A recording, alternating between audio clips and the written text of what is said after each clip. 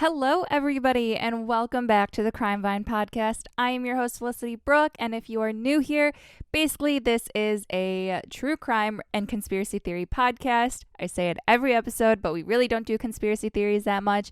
Occasionally we do, just not that much. You guys seem to like the true crime more, and I like covering the true crime more. On this podcast, I do some of the high-profile cases that everybody knows about, like the Zodiac Killer and whatnot. I actually have not done an episode on that, but I do include some cases that are as high profiled as those ones. But I do like to stick with the more lower profiled cases, the more small town cases that, if it's about a specific serial killer, that it doesn't, it's not like this huge FBI search that's like cross country lines or state borders or any of that. It's more of like the ones that people don't really know about and the ones that aren't really, connecting and making sense. And there's just still so many questions. So that's the type of cases that I like to stick with. I also prefer to do cases on, I don't really like to do an episode based on a serial killer unless it's a highly profiled case. I more like to stick to the victims and spread their story and figure out what happened to them and just raise awareness and get the justice that they deserve. So this case is a case that really is not talked about like anywhere. There's a few Reddit articles, but and there's a few other articles I saw, but it didn't really accurately represent the story of what happened to Cheyanne. And it's about Cheyann Klus, who was a 22-year-old girl who disappeared from the Chicagoland area on December 1st, 2017. Now, This case, like I said, it's not really out there. It's not really known widely around the country or even around the world for that matter. There's not much on it. I knew about it because it was on the news in the area. Of course, when it was happening, it was like this, big thing as it would be in that area.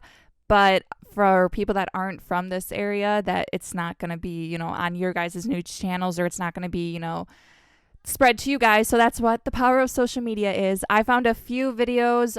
There was a Crime Watch Daily episode that I got most of my information from. I also did get some of my information from a few outside sources as well.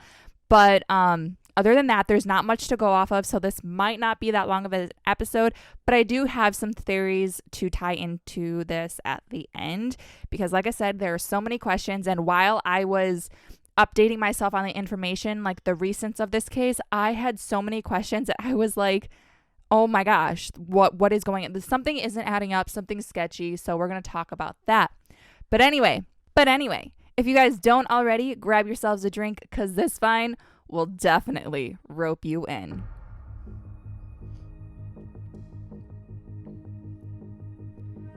Cheyann Klus was 22 years old when she disappeared from the Chicagoland area on December 1st, 2017. Cheyanne was very outgoing, and it was said that she thrived off of all the attention she got from just how beautiful she was. In a Crime Watch Daily episode, her best friend Chad even called her iconic. Around the time Cheyanne disappeared, she was actually going through a very hard time in her personal life. She was very reserved at the time because her mother was very sick and dying from liver failure, and she knew in the back of her head that she was going to lose her mother. This wasn't the only loss that Cheyanne suffered. Her dog also passed away around the same time. Everyone started to notice the grief and almost depressive-like state that she was putting herself in. She was no longer the very bubbly and outgoing girl she once was.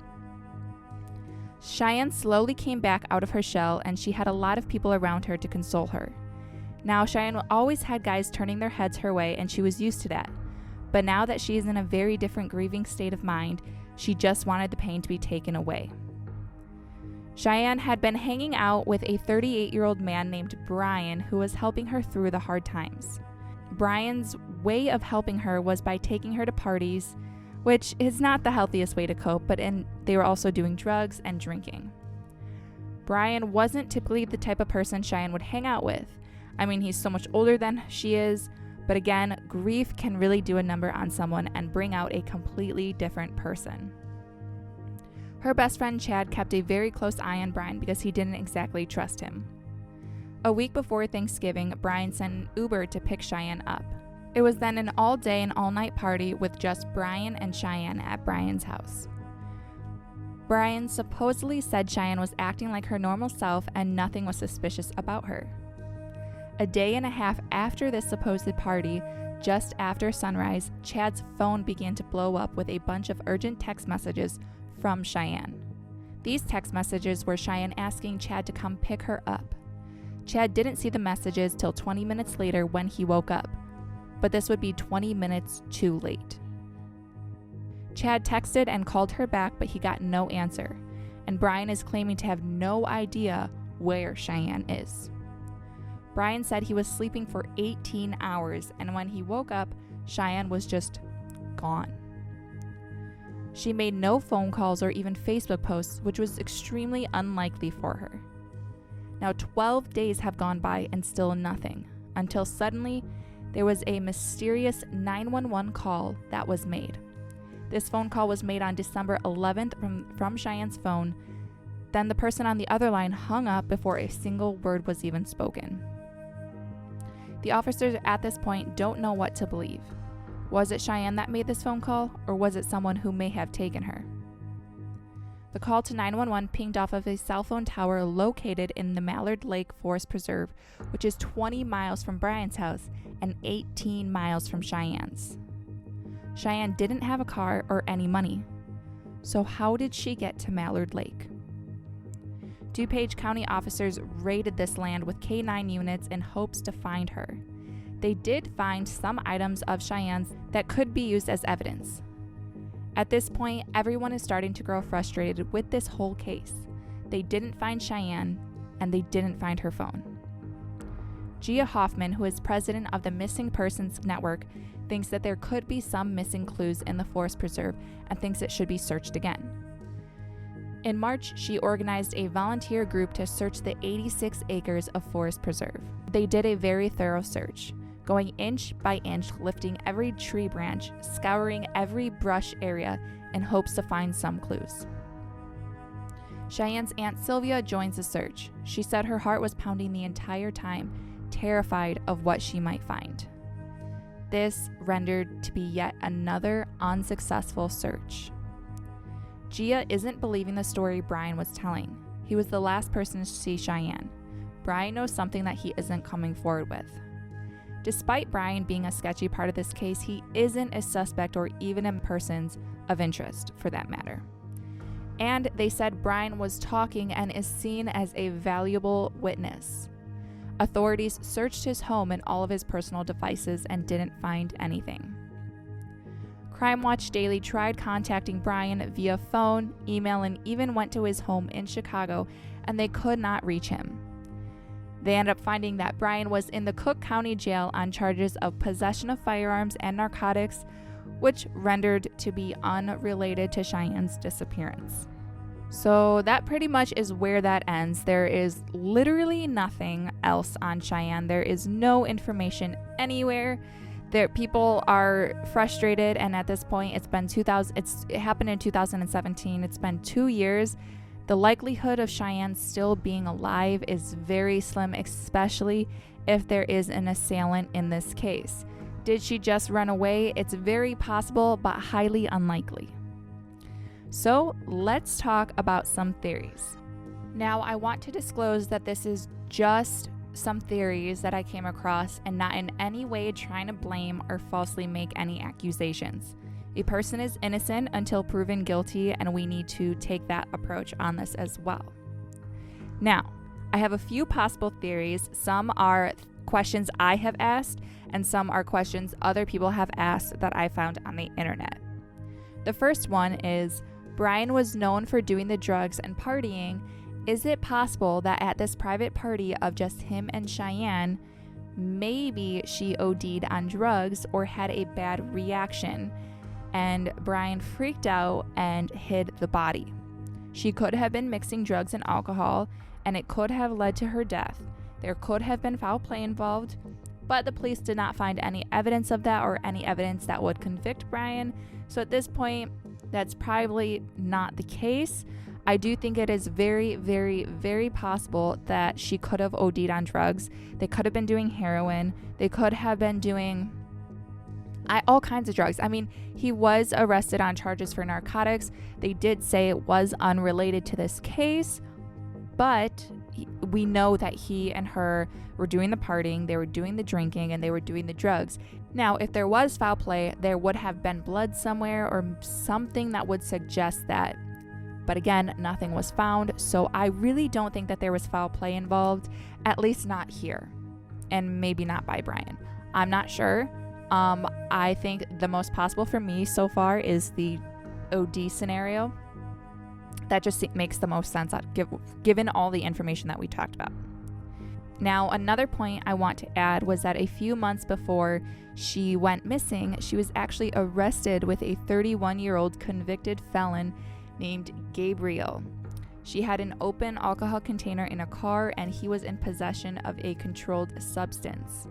I'm guessing he was the driver in this case. It didn't really say. But on her Facebook, it looks like a lot of her friends are concerned with whoever she got a ride from.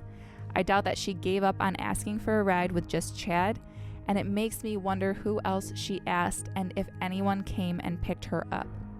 Now, Gabriel also just so happens to live 20 minutes from Mallard Forest, and that's not really that far of a drive, especially if you're trying to cover up a crime like this.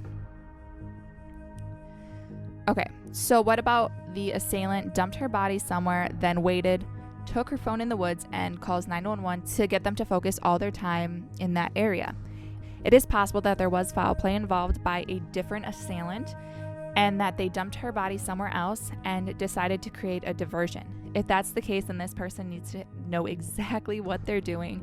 They need to be very strategic with it, and it takes a lot to be able to hide a crime like this and not get caught, which raises so much suspicion for this entire case because, I mean, this is one hell of a cover-up if you ask me.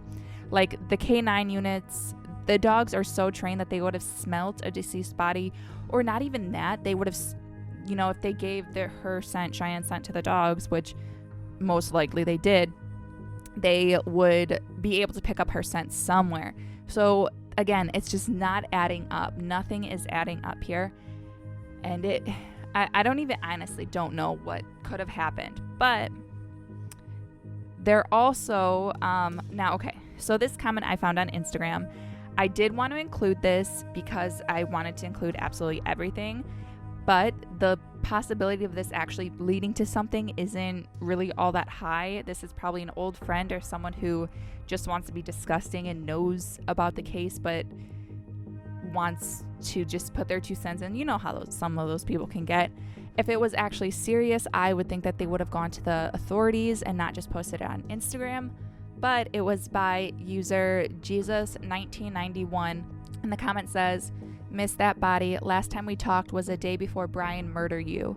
And Brian is spelled with a Y and not an I. Again, this might not even be anything, but I want to include it because at this point, anything really is possible. And then the last likely case, or the last theory I should say, is maybe Chad did give her a ride, and maybe he's the one that sent the messages to himself from her phone.